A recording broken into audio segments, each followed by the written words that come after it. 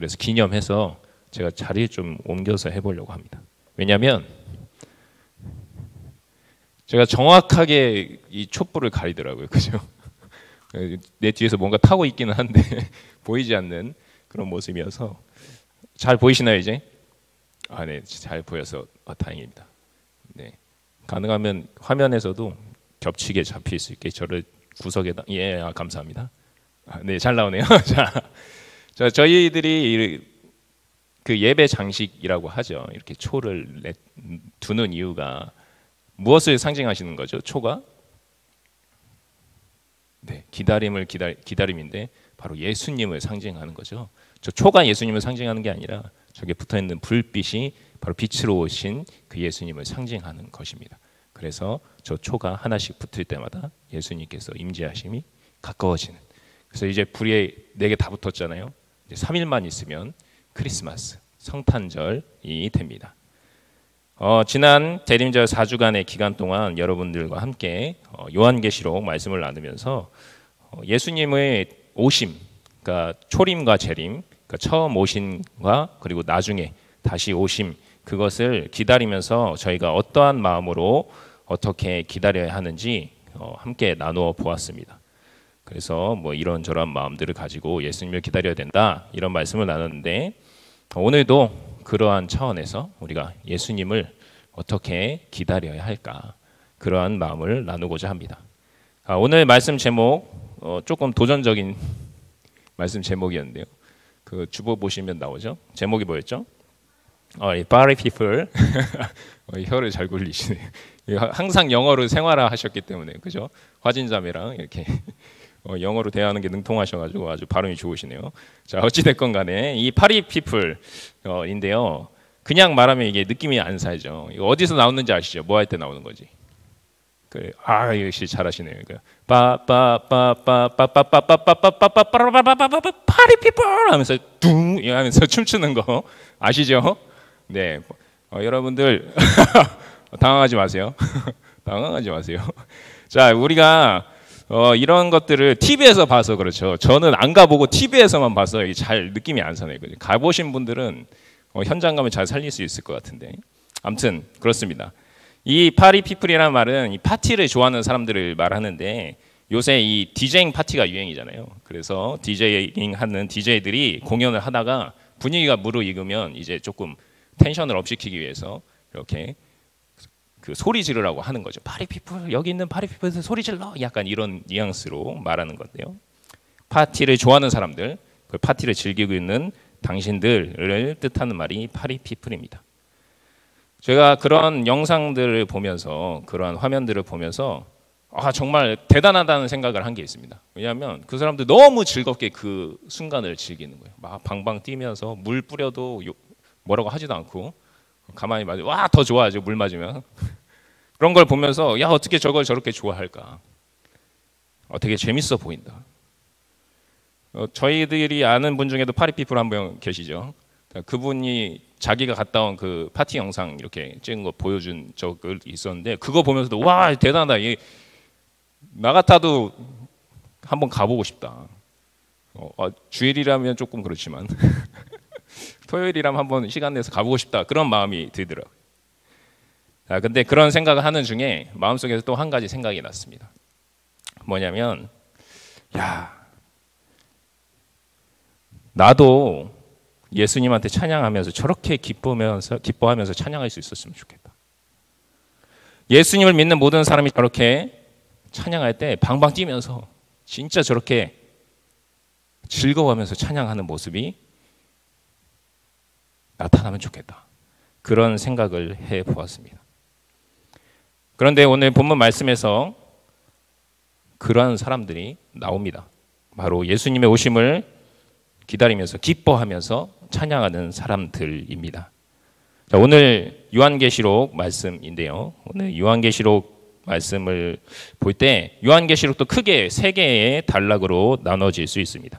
1장에서 3장까지, 그리고 4장에서 18장까지, 그리고 19장에서 마지막 장까지 이렇게 나눌 수 있는데요.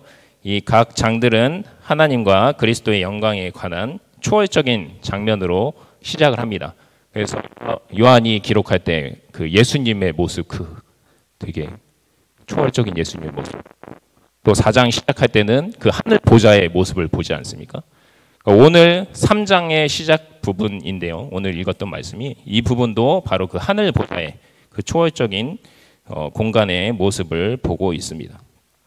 이 장면을 통해서 7가지 환상을 그 이후에 보는 이러한 문학적인 단락을 가지고 있는 것이 바로 요한계시록입니다. 그래서 오늘 본문 말씀을 보면은 그 요한이 하늘 보좌에서 하나님의 영광을 찬양하는 모습을 기록하고 그 뒤에 이제 마지막으로 본 7가지 환상을 기록하고 있죠. 근데 그 마지막 장면, 그러니까 요한계시록의 가장 핵심적인 장면이라고 할 수 있습니다. 그 마지막 장을 시작하는데 그곳에서 불려지는 찬양, 그 찬양이 어떠한 찬양인가? 바로 기쁨의 찬양이었던 것입니다. 예수님을 기다리는 사람들이 예수님이 다시 오실 때 기쁨의 찬양을 드리고 있었던 것입니다. 요한이 본 환상에서 찬양을 하는 사람들이 왜 기뻐하고 있을까요? 어떤 마음으로 기뻐하면서 찬양할 수 있었을까요? 그것을 오늘 여러분들과 함께 살펴보고 싶은 것입니다. 첫 번째로 예수님이 오시면 기쁜 이유가 바로 하나님이 통치하시기 때문에 기뻐할 수 있습니다. 6절 말씀 우리가 세번역 성경으로 함께 같이 읽어보도록 하겠습니다. 시작. 또 나는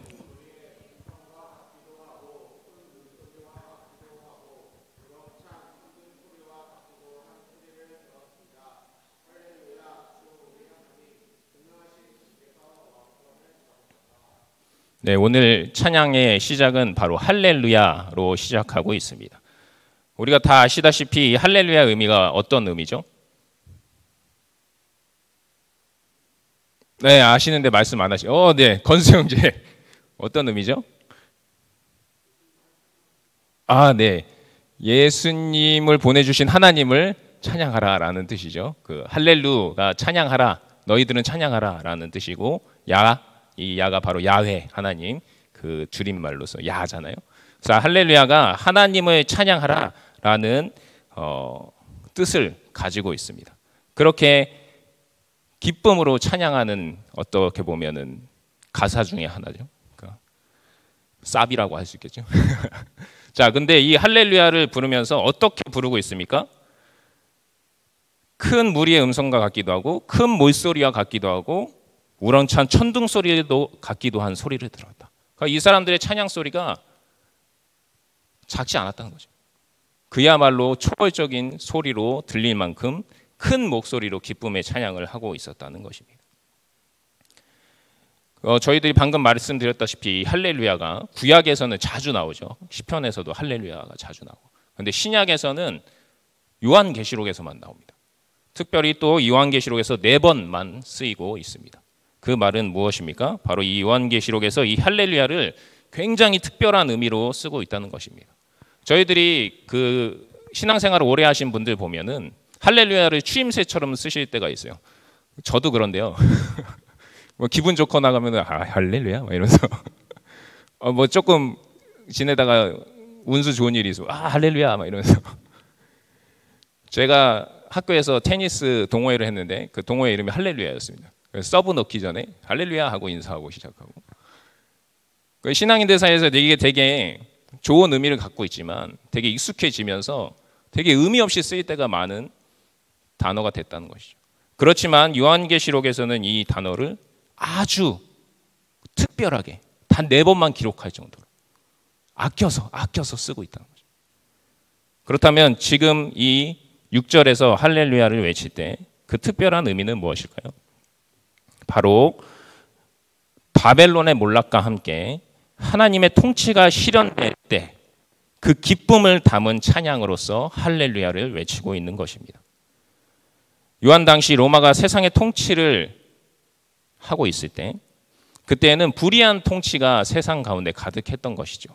하나님이 아니라 로마 황제를 하나님이라고 말하라고 시키면서 또한 자신들 귀족들만의 삶을 위해서 다른 시민들 그리고 노예들의 삶을 착취하는 그러한 삶의 모습을 통해서 하나님의 정의와 공의가 세워지지 않는 그러한 통치를 온 세계에 행하고 있었던 것입니다.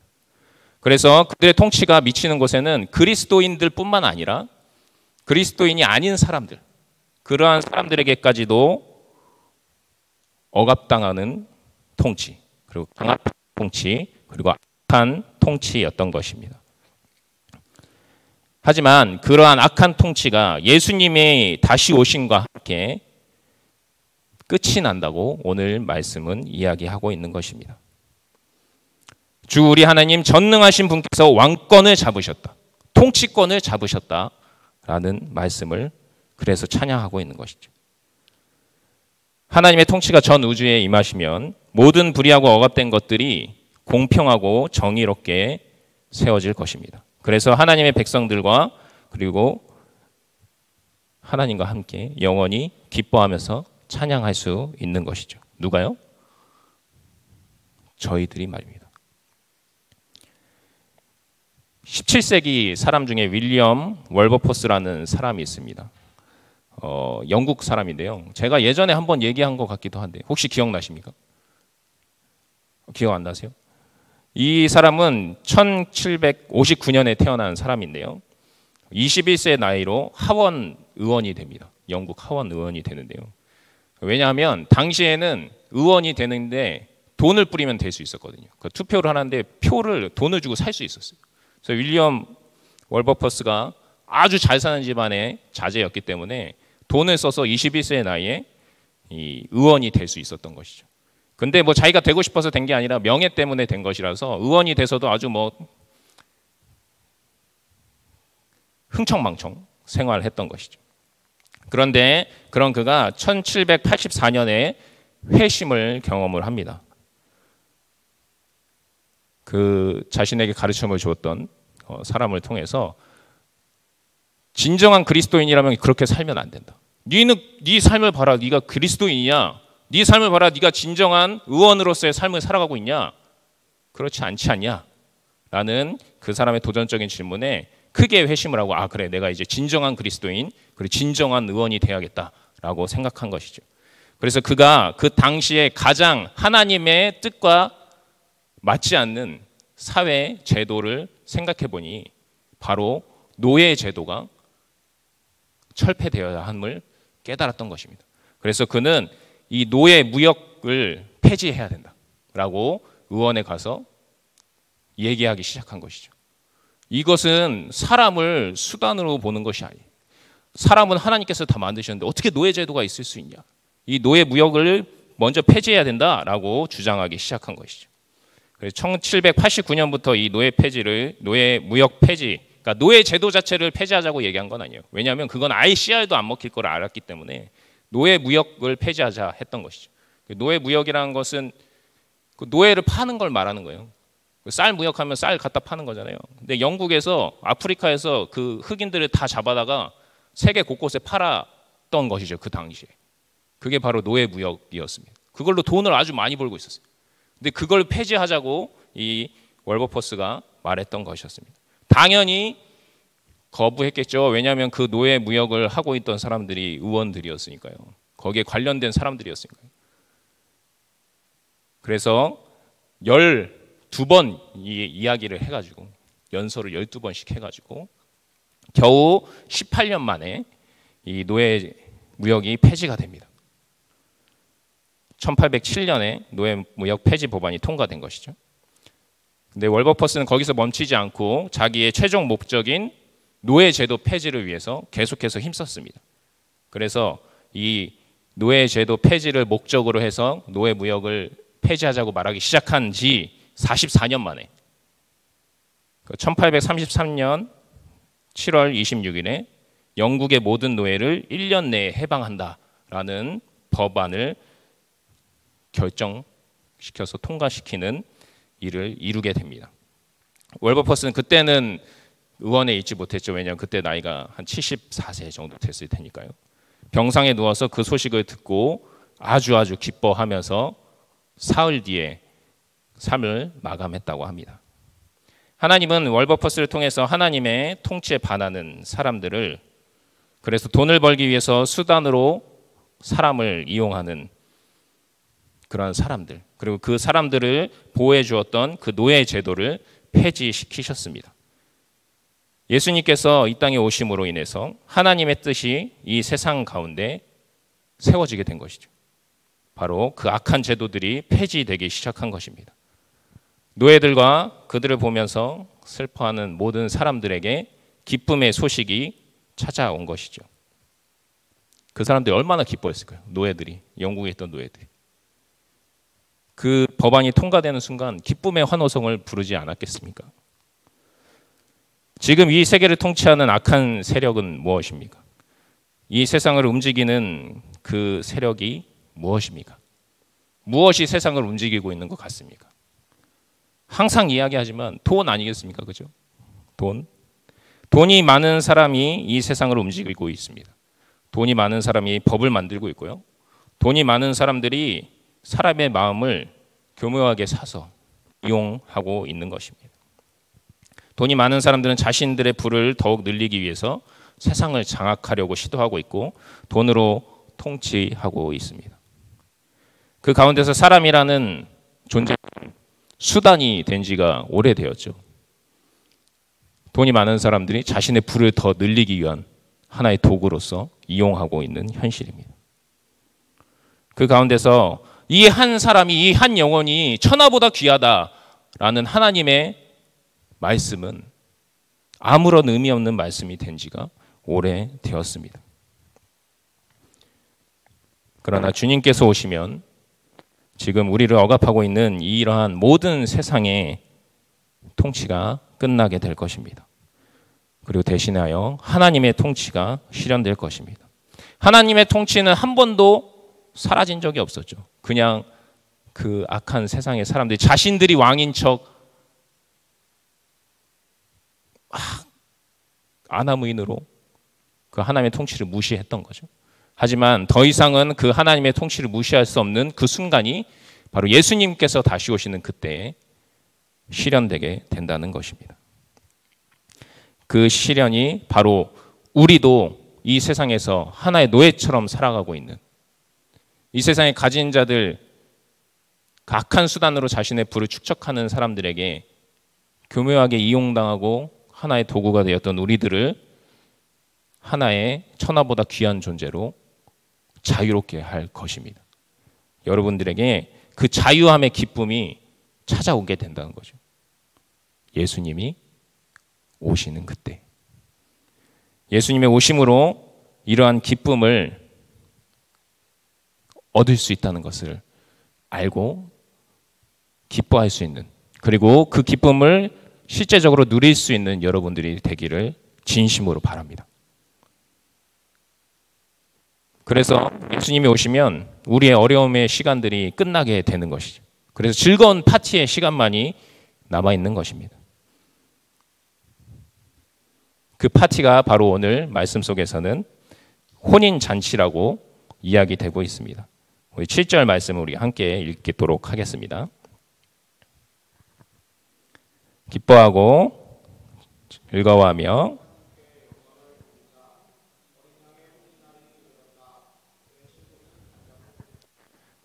이 구약 성경 그리고 복음서 그리고 바울의 전통이라고 할 수 있는 목회 서신에서 이 결혼식은 하나님과 그리고 그의 나라의 백성들과의 관계의 유비로 자주 사용되었습니다. 그래서 하나님과 그리스도는 신랑으로서 비유되고 하나님의 사람들은 그리고 이스라엘 그리고 교회들은 바로 신부로서 그려졌던 것입니다. 그리고 구원받은 공동체는 그 결혼식의 하객으로서 기록되었죠. 여러분, 결혼식은 어떤 날입니까? 즐거운 날이죠. 신랑과 신부의 완전한 연합이 이루어지는 날이기 때문에 그렇습니다. 그래서 그 사랑이 완전해지는 순간, 신랑과 신부에게 그래서 완전한 기쁨이 찾아오는 순간이 바로 그 결혼식, 혼인잔치, 웨딩 파티가 아니겠습니까? 사랑하는 사람과 이제는 영원히 함께 할 수 있다는 것, 그것이 정말 기쁨에 되는 순간인 것 같아요. 저도 와이프랑 결혼을 결심했을 때 제일 컸던 이유가 더 이상 헤어지기 싫다, 더 이상 마차 타고 집에 가는 이 순간을 경험하고 싶지 않다, 이제 계속 같이 있고 싶다라는 생각이 들었을 때 결혼을 결심하게 되고, 실제로 결혼을 하게 돼서 제일 좋았던 순간이 저녁 먹고 헤어지지 않아도 되는 것. 그때 되게 기뻤던 거예요. 그러한 순간이 바로 결혼식과 함께 우리에게 찾아온다는 것이죠. 특별히 그 신랑 되는 사람과 오래 떨어져 있었다고 생각을 해봅시다. 그렇다고 한다면 그 결혼식의 순간이 얼마나 더 기쁘게 기다려지겠습니까? 빨리 왔으면 좋겠다. 롱디에 롱디. 롱디이신 분도 오늘 안 하셨네요. 자, 그러한 마음으로 이 결혼식에 참여한다고 하면 그 결혼식이 기쁘지 않을 이유가 없는 것이죠. 결혼식의 당사자가 아니더라고 한다고 해도 결혼식은 기쁠 것입니다. 왜냐하면 하객으로 결혼식에 참가해도 즐겁잖아요. 가면은 맛있는 음식들이 있고.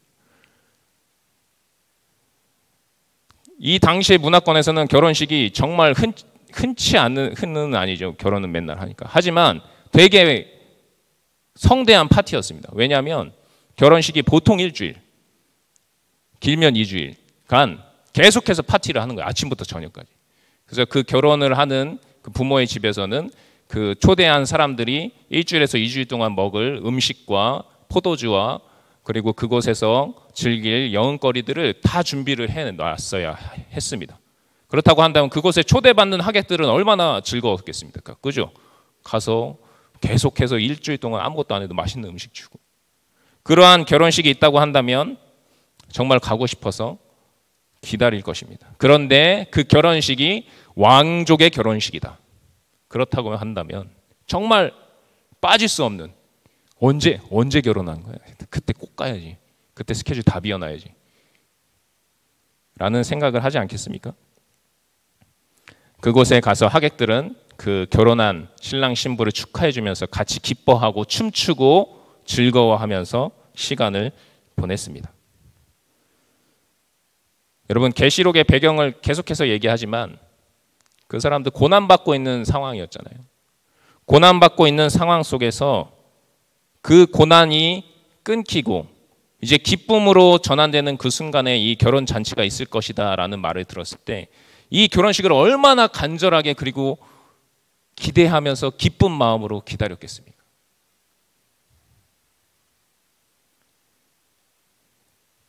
그런데 오늘 말씀에서 그 결혼식이 이제 곧 시작될 거다라는 말씀을 한 것입니다.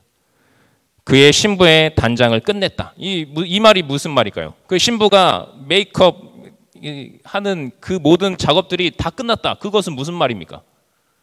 이제 식이 시작된다는 말이에요. 이제 식이 시작됩니다 라는 말을 들었을 때 이 사람들이 얼마나 기뻤을까요? 구원받은 성도들이 누리게 될 기쁨은 이러한 결혼식에서 느끼는 기쁨보다 훨씬 더 크고 깊고 영원한 기쁨일 것입니다. 그 하늘나라에서 열리는 가장 성대한 결혼잔치, 어린 양과 새 예루살렘의 그 결혼잔치에 우리가 참여하게 된다는 것, 그것이 얼마나 기쁜 소식입니까? 여러분, 우리가 드리는 이 예배의 자리, 이 예배의 자리가 바로 그 혼인잔치의 맛보기라고 할 수 있을까요?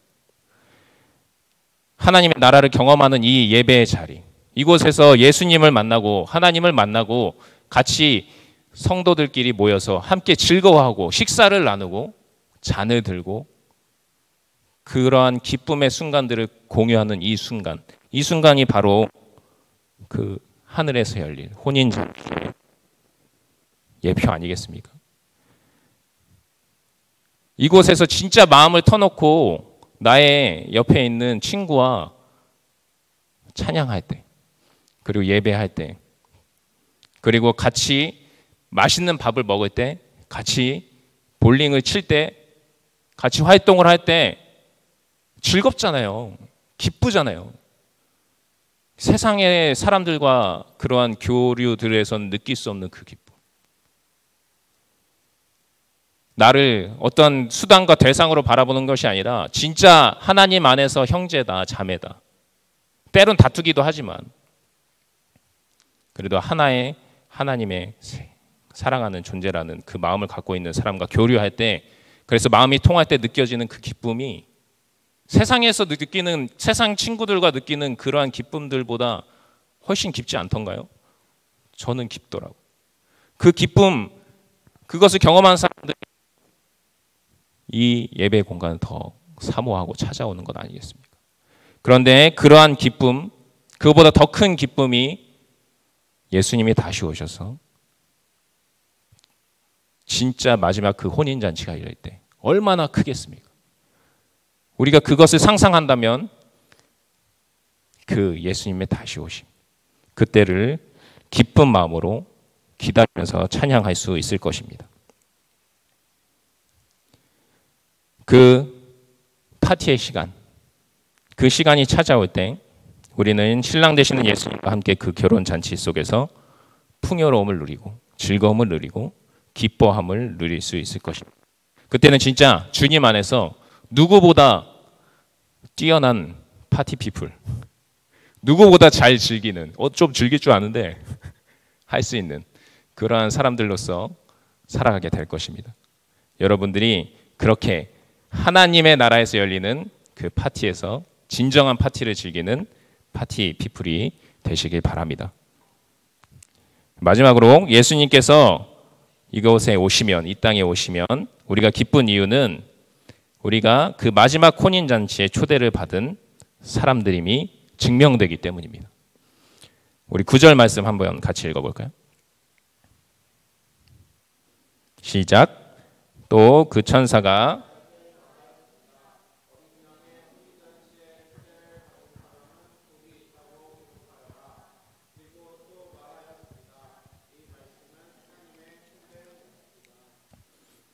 네, 이 말씀은 요한계시록의 7개의 축복문 중 4번째 말씀입니다. 우리가 저번 주에 했던 말씀 중에서 주 안에서 죽는 자는 복이 있다라는 말씀 기억나시나요? 그것이 기억이 안 나시는 표정이네요. 그런 말씀이 있었습니다, 여러분. 자, 그 말씀, 주 안에서 죽는 자는 복이 있다. 왜? 그 사람에게 부활이 있고 그 사람이 죽는 것은 바로 자신의 믿음을 증거하는 거기 때문에 그런 내용을 말씀을 나눴었잖아요. 그러한 그 축복문이 몇 개가 있다는 것이죠. 7개가 있는데 그 중에 4번째 것이다. 우리가 이 말씀, 뭐뭐 하는 자는 복이 있다. 어디서 많이 들어본 말씀 아니신가요? 그 팔복선언 있잖아요. 그 팔복선언과 되게 비슷한 구조로 되어 있죠. 그 구조에 동일한 구조로 되어 있는데 그 팔복의 말씀과 같이 바로 이 청함을 받다. 그러니까 초대되었다. 혼인잔치에 초대를 받은 사람이라는 이 단어가 바로 완료분사라는 아주 어려운 용어를 써서 표현하고 있는데요. 바로 이미 그 초대가 이루어졌다라는 뜻입니다. 그래서 기록되었을 때 이 청함을 받은 자들과 그 초대에 응한 자들이 이미 정해져 있고 그 사람들에게 하는 말이 바로 지금 오늘 말씀이라는 거죠. 너희들 바로 그 혼인잔치에 초대를 받은 사람들이다. 너희들에게 복이 있다. 라는 말씀입니다. 요한을 통해 이 말을 듣고 있는 청자들은 자신들이 이미 방금 이야기했던 그 혼인잔치에 초대를 받은 사람이라는 사실을 깨닫고 그래서 기뻐할 수 있었습니다. 나아가서 진짜 우리 초대받은 거 맞아요? 하는 마음이 들고 있는 사람들에게 그 말을 전해준 천사가 하나님의 이름을 통해서 확신을 다시 시켜주죠. 이 말씀은 하나님의 참된 말씀입니다. 너희들이 그 혼인잔치에 초대받았다는 그 사실은 바로 하나님의 말씀이다. 그러니 의심의 여지가 없다. 라는 말씀을 전해주고 있는 것입니다. 연말이라서 콘서트를 되게 많이 하죠. 제가 좋아하는 가수 중에 혹시 말씀드린 걸 기억하시는 분이 있을지 모르겠지만 아이유를 되게 좋아합니다. 아이유 데뷔 때부터 되게 좋아했었는데, 자, 그 아이유가 얼마 전에 자신이 스스로 자신 콘서트 티켓을 예매하는 그 유튜브 영상을 올린 적이 있어요. 그래서 새벽부터 기다리고 있다가 시간 딱 되니까 바로 클릭 막 해보신 분들은 잘 아실 것 같아요. 막 클릭하는데 뭔가 창이 뜨는 걸 하나 끄지를 않았더라고요. 그래서 한 2초 정도 뭐야 하다가 보니까 대기 인원이 8만 명이 뜨더라고요. 2초 만에 표를 구할 수 있을까요, 없을까요? 못 구하겠죠. 되게 만약에 진짜로 야, 이 콘서트 꼭 가야 돼. 내가 이 콘서트 못 가면 죽는다 하는 마음으로 기다리고 있다가 그런 일이 발생했다면 정말로 낙담이 되고 아쉬울 것 같습니다. 그렇게 아쉬워하고 있는데 아이유는 별로 안 아쉽잖아요. 왜요? 자기가 거기서 공연하는 사람이잖아요. 근데 그런 예를 들지 말고 우리가 상상을 한번 해봅시다. 만약에 내가 아는 사람 중에 그 아이유 소속사의 연이 있다. 그래서 그 사람이 내 아이유 콘서트 진짜 가보는 게 죽기 전에 소원이었는데 실패해. 나 어떡하냐. 살아갈 희망이 없다. 그 정도까지 아이유를 좋아하는 사람. 그러고 있을 때 그래서 야 형이야 임마. 옆에서 표를 하나 딱 줘. 초대권 딱. 그 초대권 딱 받으면 그 사람 마음이 어떨까요? 정말 기쁘겠죠, 그죠? 제가 예전에 사역하던 교회에 진짜 실제로 이런 일이 있었습니다. 제가 애들이 그때는 초등부 상대로 설교했을 때라서 전도사님 아이유 되게 좋아한다고 막 그래서 아이유 노래도 막 부르고 같이 막 전도사님 아이유 좋아해 막 그런 얘기를 했었어요. 근데 알고 봤더니 그 로엔 엔터테인먼트에 다니는 아이가 있었던 거예요, 아버지가. 그래서 그 아버지가 그 브로마이드에 사인을 받아서 CD랑 같이 저에게 준 적이 있습니다. 사역하는 순간 중에서 가장 보람 있었던 순간. 가장 보람 있었다 그러면 안 되고. 어떤 보람찬 순간 중에 순위권에 뽑는 그거 받고 얼마나 기뻤는지 모르겠어요.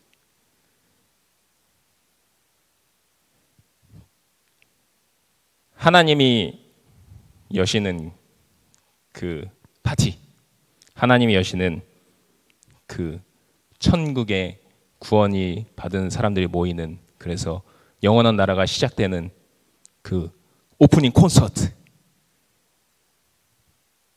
얼마나 기쁠까요? 그 파티의 초대권이 우리에게 있습니다, 여러분. 지금 현실에서는 그 파티 언제 열릴지, 진짜 열리기는 하는 건지, 얼마나 좋을지 상상이 안 가죠. 하지만 하나님께서는 계속 얘기하시죠. 이 세상 어떤 것과도 비교할 수 없다. 그곳에 있는 영원한 생명, 그곳에 나와 함께 영원히 즐겁게 행복하게 살아가는 그 나라, 그곳에 내가 널 초대했다. 너 이미 초대받았다. 그렇기 때문에 너희들은 복이 있는 자들이다.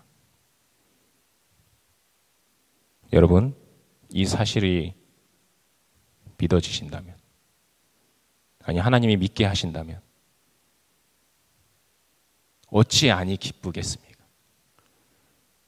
어찌 예수님이 다시 오신다는데, 예수님이 이 땅에 오셨다고 하는데 그게 안 기쁠까요?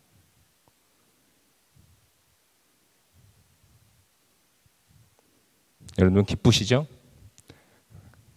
다 알고 있어요. 제가 기쁘신 거 알고 있어요. 근데 우리가 조금 쑥스러울 뿐이죠, 그죠? 우리가 생활하는 교회 생활에서는 막 신나게 자기를 표출하고 막 뛰면서 찬양하고 그런 분위기가 아니었잖아요, 그죠? 그래서 쑥스러우신 거 알고 있어요. 하지만 괜찮습니다. 마음으로 기뻐하십시오. 그리고 조금 표현하셨으면 좋겠어요. 제가 저희 이천동 교회 와서 가장 되게 저분 대단하다 그러면 또 교만해질 수 있으니까 되게 부럽다라고 할 수도 있겠고 닮고 싶다 하는 분이 뭐 교만해지지 않으시겠죠. 그럴 정도 아니까. 미미자매 봤을 때 되게 그랬어요. 왜냐하면 찬양할 때 너무 즐겁게 찬양하시는 거예요. 저도 그렇게 하고 싶은데 잘 못하거든요. 왜 이게 신학생 병이라고 하는데 굳이 찬양을 저렇게 뭐 해야 돼? 마음으로 기뻐하면 되지 뭐 이런 생각을 하다 보니까 어느 순간 제가 이렇게 못하고 있더라고요. 근데 그렇게 찬양하시는 모습을 보면서 나도 저렇게 하고 싶다. 그런 생각을 많이 했었어요. 여러분들도 그런 생각 하시는 거 다 알고 있어요. 그죠? 자, 그래서 우리가 기뻐하면서 찬양할 수 있었으면 좋겠어요. 왜요? 왜요? 우리가 복 받은 사람들이잖아요.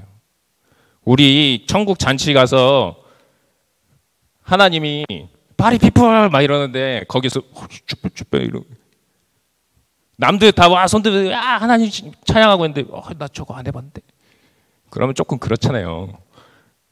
우리가 진심으로 기뻐하면서 찬양하고 그러한 삶을 살아갈 수 있기를 바랍니다. 그러한 기쁨을 충만하게 누리실 수 있었으면 좋겠습니다. 여러분, 예수님의 이 땅에 오심, 그 이 땅에 오심은 우리의 기쁨입니다. 처음 오셨을 때도 그랬고 두 번째 오실 때도 그러할 것입니다. 우리가 항상 그 기쁨으로 이 세상 사람들 파티하는데 그렇게 즐겁게 찬양하고 찬양은 아니죠. 그렇게 즐겁게 노래하고 막 즐기는데 우리가 세상의 즐거움보다 비교할 수 없는 그 하늘의 즐거움을 누리는 사람들이 그 사람들한테 뒤져서야 되겠습니까? 진짜 더 기뻐해서 아니 이 EDM 음악보다 더 즐거운 게 있단 말이야? 그게 도대체 뭘까? 하는 마음이 들 정도로 우리가 하나님의 그 기쁨을 즐길 수 있어야 될 거라고 생각합니다. 우리가 그러한 결단을 해봅시다. 내가 하나님을 기뻐하겠습니다. 내가 하나님을 찬양하는 것을 기뻐하겠습니다. 내가 예배하는 것을 기뻐하겠습니다. 오늘은 그것을 결단했으면 좋겠어요. 그러한 의미에서 제가 항상 결단의 찬양을 되게 무겁고 막 주여 막 이런 찬양 했었는데 오늘 좀 신나는 찬양 준비했습니다. 우리가 신나는 찬양하는데 자리에 일어나서 할 겁니다. 기뻐하면서 찬양할 겁니다. 근데 오늘 드러머가 안 오셨어요. 딱 준비했는데 우리 자리에서 일어나서 한번 박수 치면서 우리한테 있어서 박수도 되게 큰 도전이잖아요. 그죠? 박수 치시면서 함께 찬양해 보겠습니다.